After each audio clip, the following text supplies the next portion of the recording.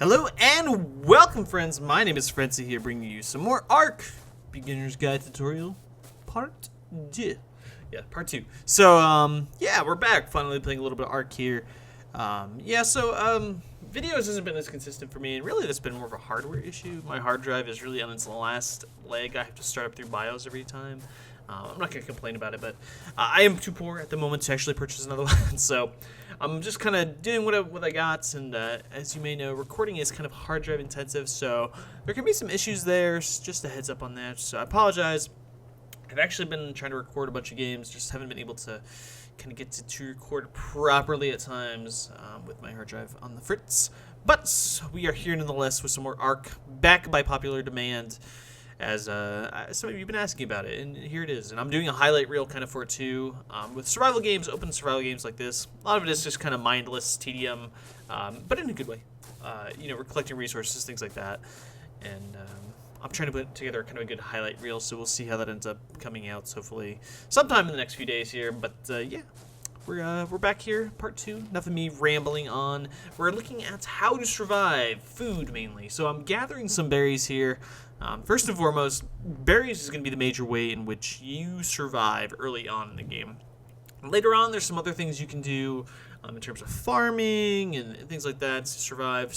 But again, this is kind of a beginner's tutorial, so you just bought the game, you're kind of figuring it out. What do I do now? How do I survive? And food is important. Food also, it goes down pretty quick. I've died from lack of food, and one of the reasons for that is your health restores based on like what food you have, and so if you're low on health, your food will get consumed much faster, and so anytime you're taking damage, your food is going to start dropping. I believe running around too may affect it too, but I think that's more so dehydration and water. But so food is essential in this game, and kind of the easiest way you can start up doing it is just go around like this, go around and hit E up on these berries. Get those things, start gathering them. They're not the most efficient or effective way.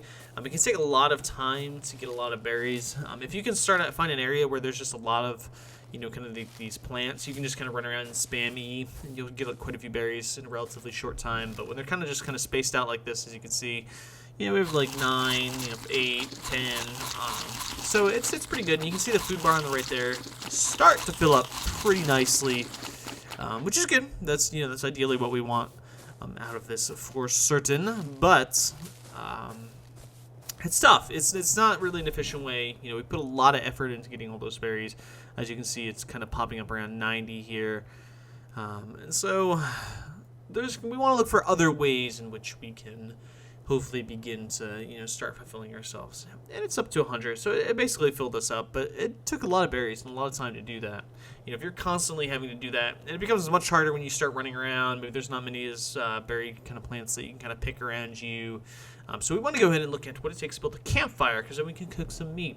The first thing we're going to do is going to go ahead and get some flint. I think that would be a good idea. We already have some, but yeah, apologies there. My dog was squeaking his toy in the background, and I didn't think that would be good for YouTube, so we just kind of jumped there.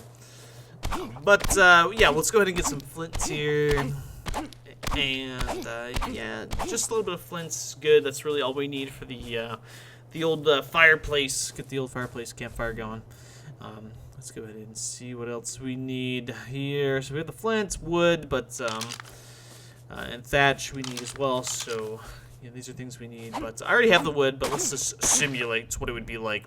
So you want to use your hatchet, obviously, when you're gathering wood, and obviously when you're trying to gather thatch, you want to use your pickaxe, because it's going to give you a much higher return on thatch versus your axe, or your hatchet.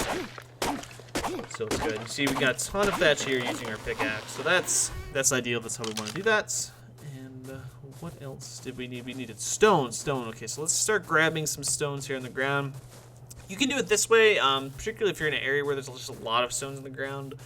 If you're kind of like in the mountain area, for sure, tends to be a lot of stones kind of running around here. But you can also go ahead and take out your hatchet and wail away on rocks. So the hatchet is going to give you much more stone. You won't get as much flint, you'll get a lot more stones.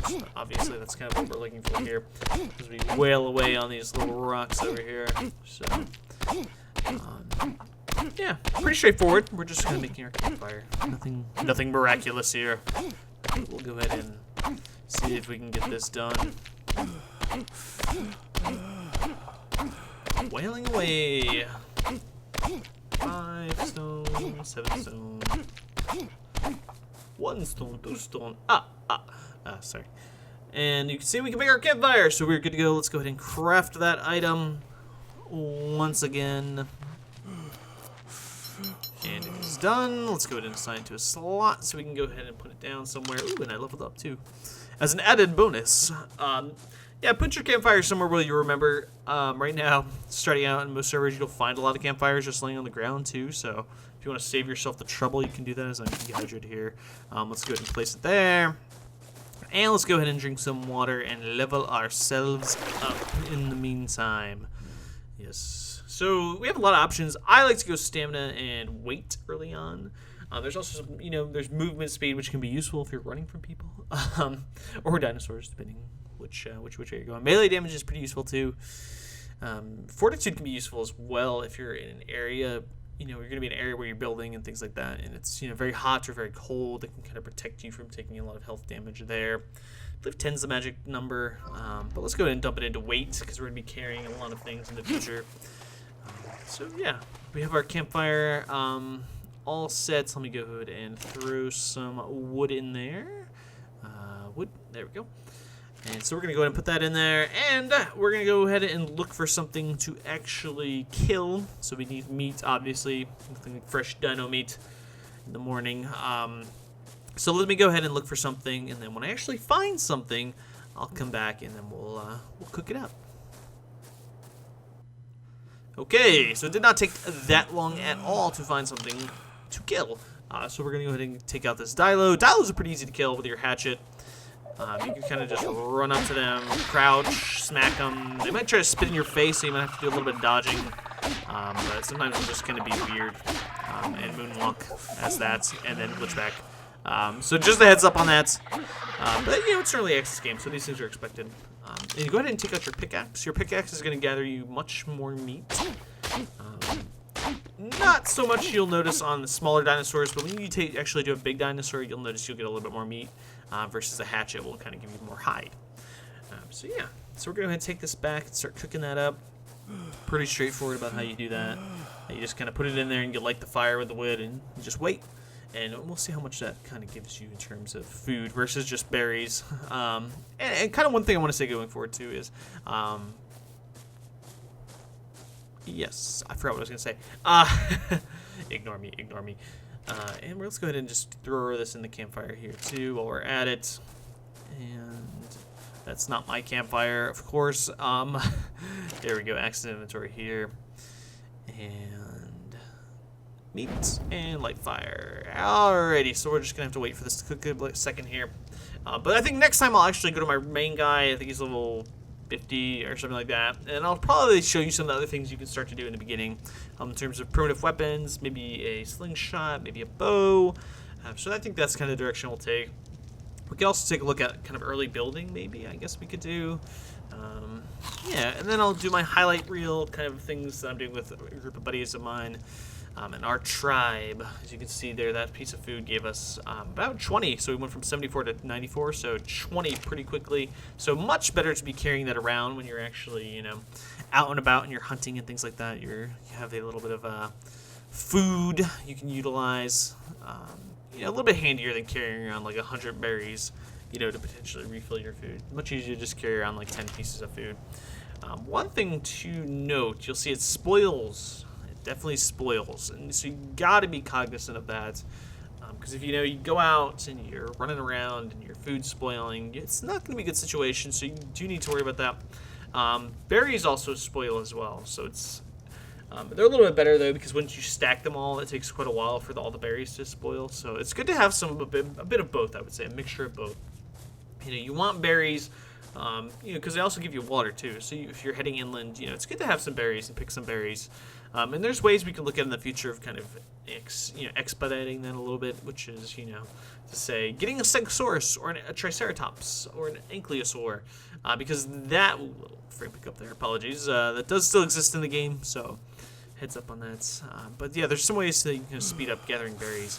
But for the most part, next time I think we'll look at maybe kind of weapons, early weapons, and then maybe we can look at taming dinosaurs. So that'll be pretty exciting. Because really, this is what this game is all about: is getting those dinosaurs, because it is ultimately super cool. But once again, I really appreciate you guys watching this video. Long delayed, I apologize. I have some other stuff recorded.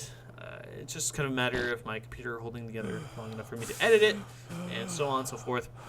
And hopefully I'll be back again before too long with another tutorial video, as well as a highlight video for ARK.